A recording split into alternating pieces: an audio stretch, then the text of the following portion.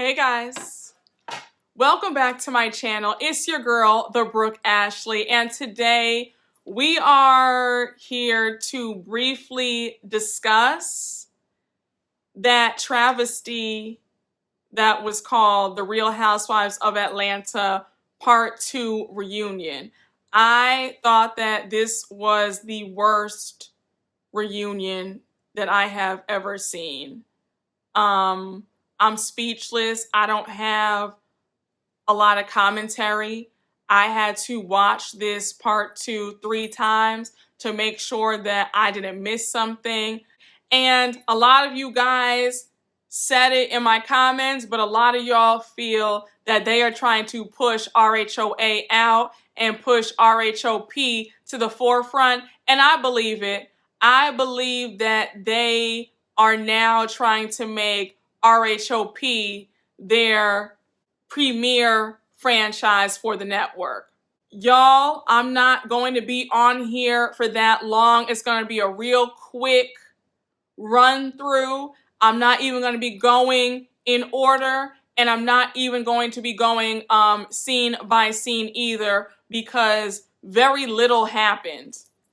I don't know what this new thing is of Andy letting people slide and not answer the questions or telling lies and he doesn't press them on it. I don't know what that was all about with Drew lying about not kissing LaToya. I was like, girl, everybody here has confirmed that y'all two did indeed make out. Why are you sitting up here lying? And I was just so shocked that Andy didn't press her on it. I was just like, oh, okay, like, we're gonna let her slide and just tell lies? Like, okay, cool, I guess. Like, y'all, like I said, I'm not going in order. I'm just talking to you guys off the cuff. Andy bringing up Cynthia's wedding, that segment was boring, and it really shows that this needs to be Cynthia's last season. It's no shade, it's nothing against Cynthia. Great gowns, beautiful gowns. Cynthia's time on this show has run its course, okay? And if we're being really honest, her time on this show should have come to an end 3 or 4 seasons ago. I forgot that Cynthia was even there until he brought up her wedding. I was like, oh, Cynthia's there? Like, oh, okay. Like, Cynthia does not add anything to this show. I'm like, season 14, I better not see her. I promise you. Listen, at the end of the day, we just need some new faces on this cast. That's just really what it is. The period, the point, and the blank.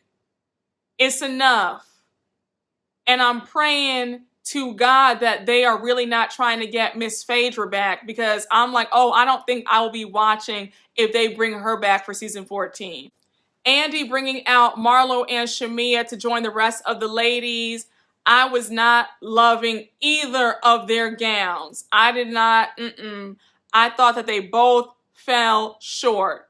I mean, I thought that Marlo's look, I guess, looked better, but I thought that Shamia missed the mark completely. I don't know what she was doing. And I know she said she was trying to channel her inner Diana Ross, but I said, oh no, ma'am. I said, girl, you did not do that. And I was cracking up when Marlo was like, she looked like Coming to America. And I was like, oh my gosh, that's exactly who Shamia looked like. She looked just like the actress who played the woman who was barking like the dog in the beginning. She looked just like her. I was like, ooh, Shamia. I was like, girl, you did not nail this look, honey. What is this? And you know what also got on my nerves? Shamia kept making those lipo remarks about Marlo. It was like, everybody on this cast has had work done. Either a nose job, boob lift, BBL, Botox. Everybody has had something tweaked and pulled. And there's nothing wrong with that. I just don't understand why she's so fixated on Marlo getting lipo. Marlo even said, yes, I did get lipo, but I didn't get it before the trip to New Orleans. I got it after I got back because her back was still hurting because her nephews had jumped on it. It's so funny to me because I used to really like Shamia, and now after this season, I'm like, okay, I don't need to see her in any capacity. I don't want to see her as a friend of. I don't want to see her as a full-time cast member. Like, yeah, this can be her last season because she really wore me thin. Another scene that I want to talk about just briefly, but when Andy brought up Kenya bringing Brooklyn on the girls' trip to South Carolina, I found it very odd the way this scene was edited. It seemed like Candy wanted to say more, but they cut it all out. I got the impression that that scene was actually more heated than what we saw, because you could tell that Candy was upset when Kenya made that comment about, look, you arranged for a dick in the box to come. I'm sure you could have arranged for your children to come on the trip with you as well. And it just seemed like they had edited out Candy's reaction. I don't know. Let me know what you guys think down in the comments, but I felt like that scene was a lot more tense than what we saw. Again, I blame production because I just feel like they have done a very poor job this entire season. And I saw a video on Twitter where a viewer caught the editing mistakes in part 1 of this reunion. And it's like, y'all make way too much money down at the Bravo studios for you guys to have such poor editing. They showed where Candy was talking and Ralph was there, and then they show when Candy was saying something else and then Ralph wasn't there, and then you see Shamia's leg when Shamia's not on until part 2. Just a mess. And that's what has me believing that that scene when they were talking about the kids on the trips was severely reduced, because it just seems like it was a lot more tense than what we actually saw. I thought it was really funny that when Andy asked a pointed question, if you guys had had the option to bring your kids on the South Carolina trip, would you have done it? And nobody answered. I said, I rest my case. And yes, Portia did answer, but she sidestepped the question. She didn't give a definitive yes or no. I was also really surprised at Andy not bringing up the fact that Drew had also given all the ladies an option to bring their kids, but they all chose not to, except for Kenya, because we all know that Kenya brought Brooklyn along on the New Orleans trip as well. I was just really surprised. I felt like, well, maybe Andy did ask it, but production cut it out. I don't know. I just was really surprised that that wasn't brought up, because I think that that's a very valid question. I feel like, well, you guys did give Kenya a hard time. Would you guys have brought your babies had you had the option? But again, I digress. Andy bringing up Portia and Candy's friendship, and if they still follow each other on Instagram. I thought that this segment was interesting, to say the least, especially when Andy was asking the other ladies' opinions about Portia and Candy's friendship. Kenya giving her opinion about how Candy has forgiven but not forgotten, and how she's probably still processing what happened. I somewhat agree. I only disagree because I actually feel that Candy has not forgiven Portia.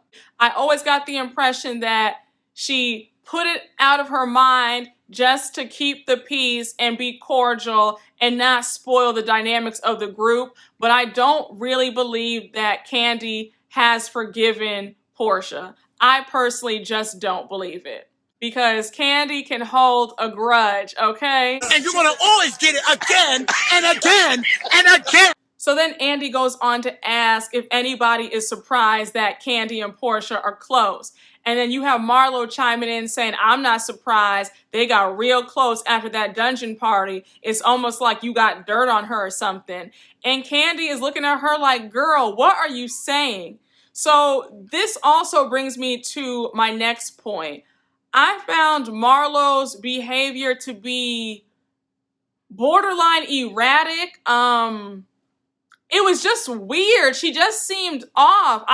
The talking under her breath, the snide remarks at the side, the passive-aggressive shade, calling Shamil. Like, it was just so silly to me. I was like, Marlo, you can really gather these girls in a classy way. Like, you really could have gotten them all the way together. I just felt like the argument with her and Portia, it just didn't make any sense. Marlo kept repeating herself. She wasn't getting to the point. She wasn't making her point. I was lost, honestly. I really was lost. And when Portia kept saying, Marlo, like, what is your issue? Like, you're the only one who has an issue. Like, what are you trying to say? And it was like Marlo never made her point. And it was so funny when she kept bringing up how close her and Portia were. And it was like, you guys just literally got cool in like season 11, season 12, if I'm not mistaken. Like, I remember Portia and Marlo being at each other's throats. Like, they were never these good girlfriends. Like, it just happened recently. So when Marlo kept going on and on and on about how she played with Pilar and how she was rooting for her and Dennis and how she would go to Portia's family's events and all that stuff, it was like, okay, girl, but I'm going to need you to get to the point. And I understand that she feels hurt by Portia because I definitely believe that Portia is not being forthright. I think that Portia is upset at Marlo because Kenya and Marlo are cool again.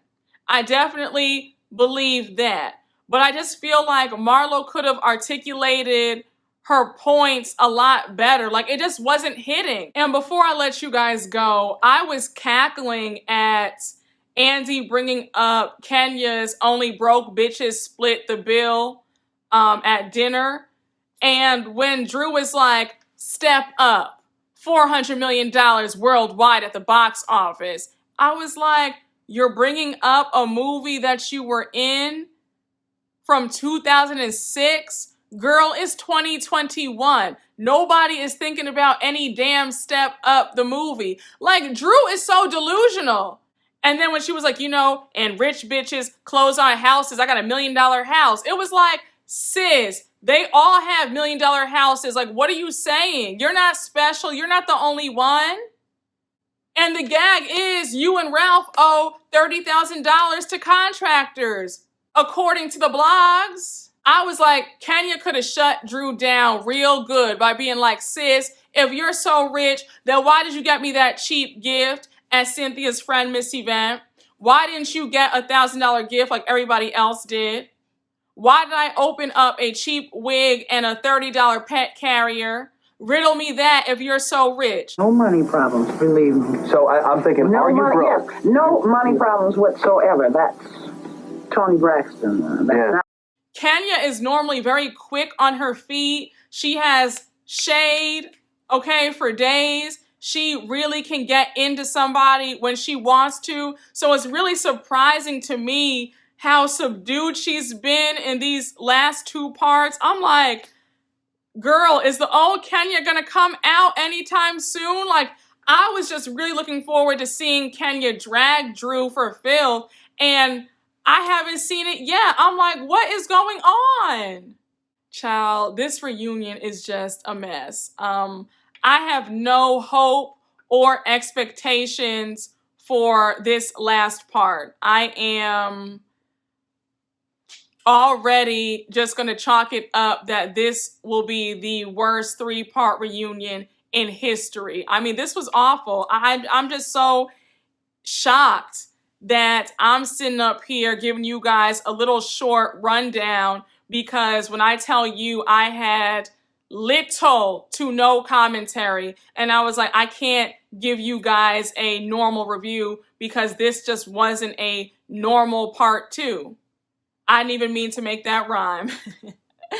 But please let me know down in the comments, what are your thoughts? Do you guys think that Bravo is trying to push RHOA out the picture and make RHOP that new girl? Do you think that production is to blame again for why this part 2 really fell flat? Do you think that there needs to be a completely different cast for season 14. Like, I just want to get y'all's thoughts. I want to know that I'm not crazy for thinking that this was the worst part 2 that I've ever seen. RHOA cannot continue on this path. Like, they really cannot. To say that they are going out sad, they really are. And the excuses that they keep trying to use for why it's been a really sucky season, I don't want to hear it. Not when New Jersey is out here stepping on necks. This season of New Jersey has been a 10 out of 10.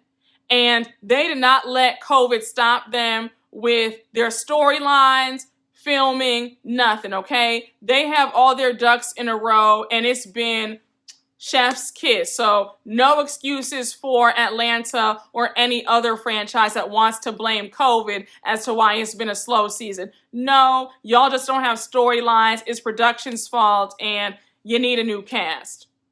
But anyways, you already know what to do. Like, comment, subscribe, and I will see you all later. Bye. Oh! Shout out to everybody. I had fun. I gotta be good.